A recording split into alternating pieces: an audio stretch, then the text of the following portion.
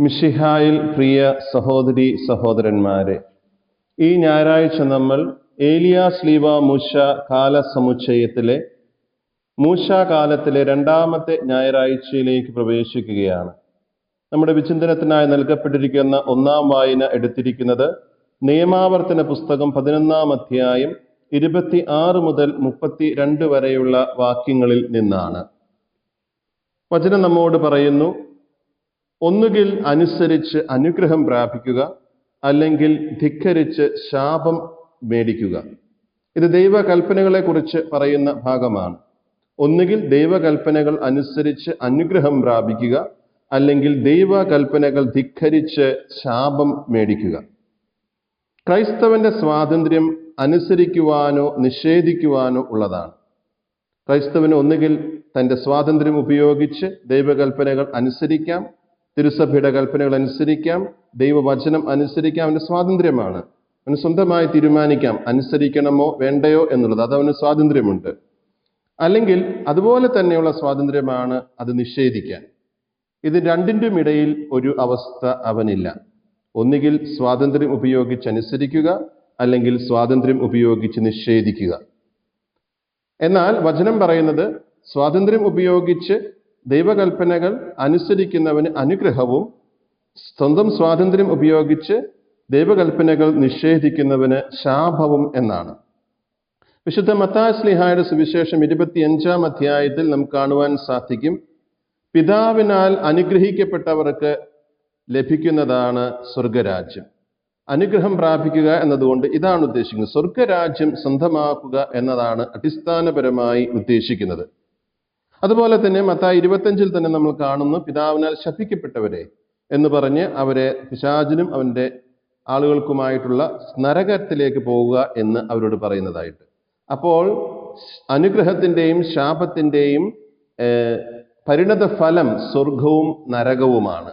ദൈവകൽപ്പനകൾ അനുസരിക്കുന്നവർക്ക്, കാരുണ്യം കാണിക്കുന്നവർക്ക്, നന്മ ചെയ്യുന്നവർക്ക് സ്വർഗരാജ്യവും, ദൈവകൽപ്പനകൾ അനുസരിക്കാത്തവർക്ക്, കരുണ കാണിക്കാത്തവർക്ക്, നന്മ ചെയ്യാത്തവർക്ക് നിത്യനരകവുമാണ് വചനത്തിന്റെ അടിസ്ഥാനത്തിൽ നൽകപ്പെട്ടിരിക്കുന്ന സമ്മാനം.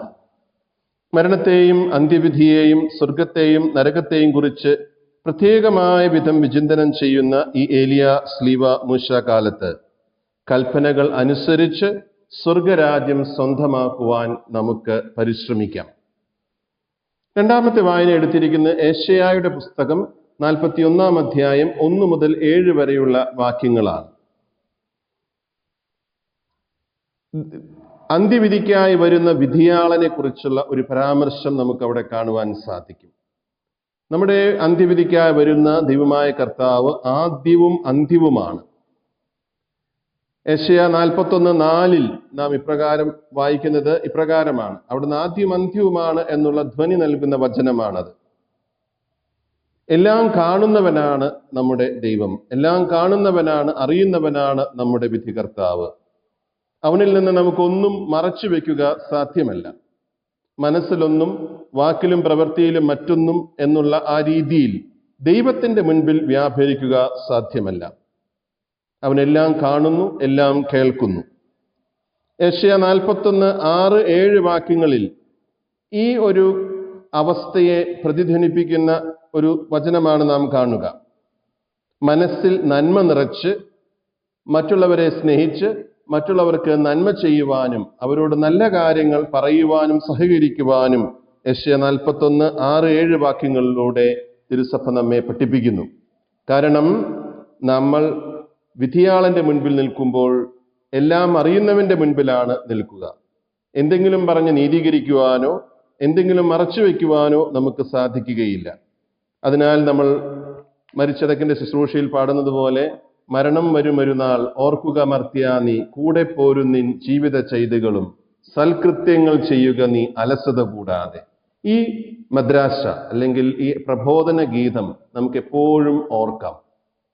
എല്ലാം അറിയുന്നു ദൈവം മനുഷ്യന്റെ ഗൂഢവിചാരങ്ങൾ, വാക്കും ചെയ്തുകളും നിഖിലം മറയെന്നെ എല്ലാം അറിയുന്നു എന്ന് പറയുന്ന ആ ഗീതം നമുക്ക് ഓർക്കാം. ഒന്നും നമുക്ക് മറച്ചു വെക്കുക സാധ്യമല്ല എന്നുള്ള ബോധ്യത്തോടുകൂടി അന്ത്യവിധിയാളനെ അഭിമുഖീകരിക്കുവാനായിട്ട് നമുക്ക് പരിശ്രമിക്കാം. അതിനുള്ള ഒരുക്കം നാം എല്ലാ ദിവസവും നടത്തേണ്ടതാണ്. ആ ഒരു കൃപ നമ്മിലുണ്ടാകേണ്ടത് അത്യാവശ്യമാണ്. അത് നിത്യരക്ഷയെ സംബന്ധിക്കുന്ന ഒരു വലിയ പ്രധാനപ്പെട്ട കാര്യമാണ്. ഈ ഞായറാഴ്ചയിലെ ലേഖന ഭാഗം എടുത്തിരിക്കുന്നത് ഗലാത്യക്കാർക്ക് എഴുതിയ ലേഖനം 5-ാം അധ്യായം 16 മുതൽ 26 വരെയുള്ള വാക്യങ്ങളിൽ നിന്നാണ്. 5-ാം അധ്യായം 16 മുതൽ 26 വരെയുള്ള വാക്യങ്ങൾ. ആത്മാവിന്റെ പ്രവൃത്തിയും ജഡത്തിന്റെ പ്രവണതയും തമ്മിലുള്ള കാര്യങ്ങളാണ് ഇവിടെ ചർച്ചയാക്കിയിരിക്കുന്നത്. നമുക്കറിയാം, സുവിശേഷത്തിന്റെ ആരംഭം മുതൽ അവസാനം വരെ കാണുന്ന ഒരു പ്രമേയമാണ് ഫലമില്ലാത്ത വൃക്ഷം വെട്ടി തീയിലെറിയപ്പെടും എന്നുള്ളത്. ഗലാത്യ 5:22 മുതലുള്ള വാക്യങ്ങളിൽ നമുക്ക് കാണാൻ സാധിക്കും പരിശുദ്ധാത്മാവിന്റെ നിലനിൽക്കുന്ന ഫലങ്ങൾ ഏതൊക്കെയാണ്. അവ സ്നേഹം, ആനന്ദം, സമാധാനം, ക്ഷമ, ദയ, നന്മ, വിശ്വസ്തത, സൗമ്യത, ആത്മസംയമനം ഇവയാണ്. ഈ ഫലങ്ങൾ നമ്മുടെ അനുദിന ജീവിതത്തിൽ നമ്മൾ പുറപ്പെടുവിക്കുന്നില്ല എങ്കിൽ തീർച്ചയായിട്ടും നാം വെട്ടി തീയിലെറിയപ്പെടുവാൻ യോഗ്യരാണ്. ഒരർത്ഥത്തിൽ പറഞ്ഞാൽ നാം ശപിക്കപ്പെട്ടവരാണ്. ഫലം ഇല്ലാത്ത വൃക്ഷം വെട്ടി തീയിലെറിയപ്പെടും. അതുകൊണ്ട് പരിശുദ്ധാത്മാവിന്റെ ഫലങ്ങൾ നാം പുറപ്പെടുവിക്കുവാനായിട്ട് പരിശ്രമിക്കണം. ദൈവകൃപയോട് സഹകരിച്ചുകൊണ്ടാണ് നാം പരിശുദ്ധാത്മാവിന്റെ ഫലങ്ങൾ പുറപ്പെടുവിക്കുക.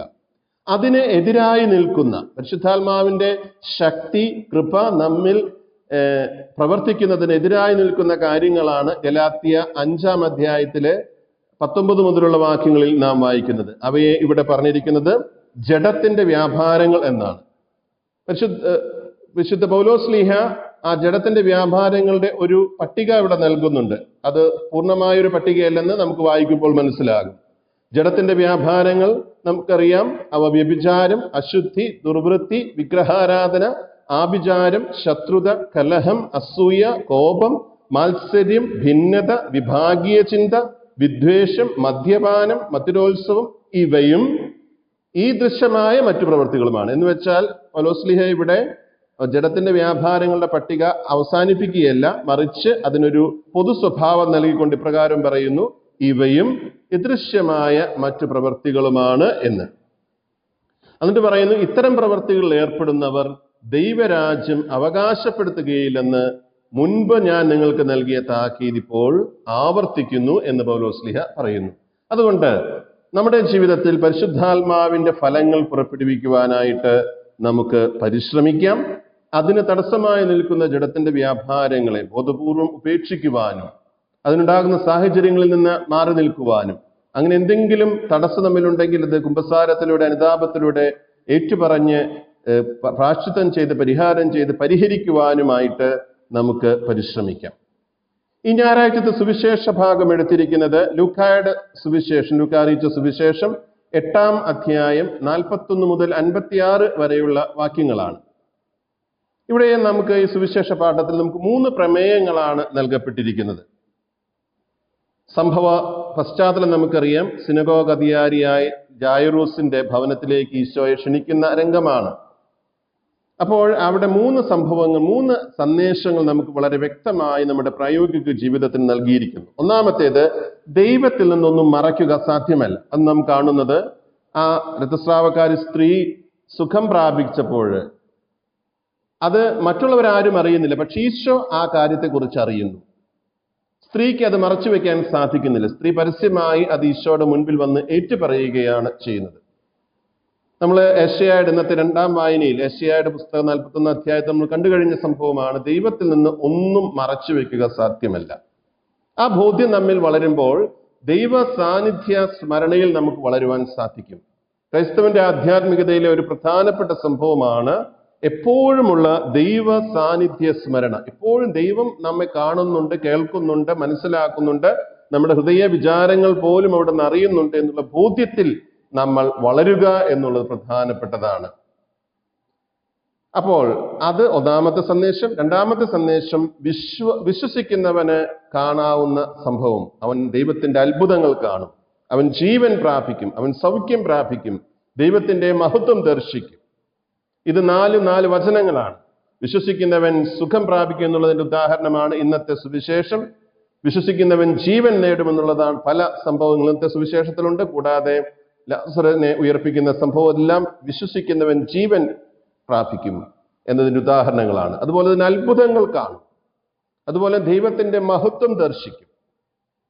അപ്പോൾ വിശ്വാസം നമ്മുടെ ജീവിതത്തിൽ ഉണ്ടാകുമ്പോഴാണ് നാം ഇവ നമ്മുടെ നേരനുഭവമായിട്ട്, ജീവിതാനുഭവമായിട്ട് വിശ്വാസത്തെ നമുക്ക് മാറ്റിയെടുക്കാൻ സാധിക്കുക, വിശ്വാസത്തിന്റെ ഫലം നമ്മിൽ കാണുവാൻ സാധിക്കുക.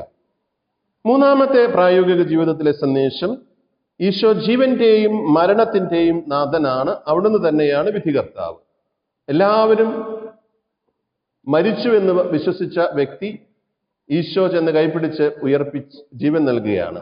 ആ വ്യക്തിയെ ഈശോ ജീവനിലേക്ക് തിരിച്ച് ആനയിക്കുകയാണ്. ഈശോയാണ് ജീവന്റെയും മരണത്തിന്റെയും നാഥൻ. അവിടുന്ന് തന്നെയാണ് വിധികർത്താവ്. ഈ ബോധ്യത്തിൽ ഈശോയോടുള്ള ആ സ്നേഹത്തിലും അതുപോലെ തന്നെ അനുസരണത്തിലും ജീവിക്കുവാനായിട്ട് നമുക്ക് പരിശ്രമിക്കാം. ഈശോയ്ക്ക് അസാധ്യമായ ഒന്നുമില്ല. മരിച്ചവന് ജീവൻ നൽകാൻ പ്രാപ്തനാണ് നമ്മുടെ ദൈവം. സർവശക്തനാണ്, സർവവ്യാപിയാണ്, സർവജ്ഞാനിയാണ്, എല്ലാം ദർശിച്ചുകൊണ്ടിരിക്കുന്നവനാണ്, സർവജ്ഞനാണ് അവിടുന്ന്.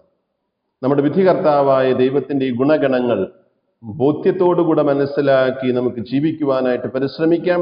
എപ്പോഴും മരണത്തെ നമ്മുടെ മുൻപിൽ വെക്കാം. ഇന്ന് മരിക്കുമെന്നുള്ള ആ വിചാരത്തോടുകൂടി ജീവിക്കാൻ നമ്മൾ ആരംഭിക്കുമ്പോൾ നമ്മൾ പറയുന്നതും പ്രവർത്തിക്കുന്നതും വിചാരിക്കുന്നതെല്ലാം ദൈവസന്നിധിയിൽ നിൽക്കുവാൻ യോഗ്യത ഉള്ളതായിത്തീരുന്നു.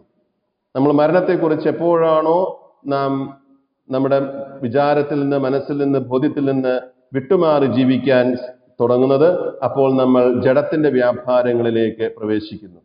ആകയാൽ നമുക്ക് നിത്യരക്ഷയെ ലക്ഷ്യമാക്കിക്കൊണ്ട് ജീവിക്കുവാനായിട്ട് പരിശ്രമിക്കാം. ദൈവം നമ്മെ അനുഗ്രഹിക്കട്ടെ.